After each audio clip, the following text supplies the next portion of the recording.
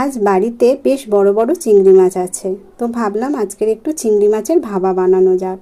চিংড়ি মাছের ভাপার জন্য সর্ষে নিয়ে নিলাম, একটু নুন, দুটো লাল লঙ্কা, দুটো সবুজ লঙ্কা নিয়ে ভালো করে শিলে বেটে একটা পেস্ট বানিয়ে নিলাম।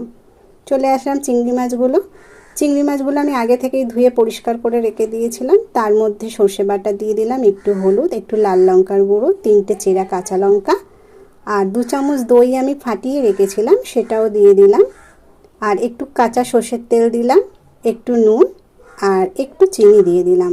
সর্ষের তেলটা একটু বেশিই দেব যেহেতু ভাপা। তো ভালো করে চিংড়ি মাছটার সঙ্গে মশলাগুলোকে মাখিয়ে নিলাম।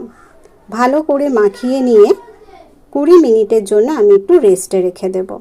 20 মিনিটের জন্য রেস্টে রেখে দিলাম। দিয়ে একটা টিফিন বক্স নিয়ে নিলাম, নিয়ে তার মধ্যে চিংড়ি মাছগুলোকে ভরে দিলাম, দিয়ে একটুখানি সামান্য মশলা ধোয়া জল দিয়ে দিলাম।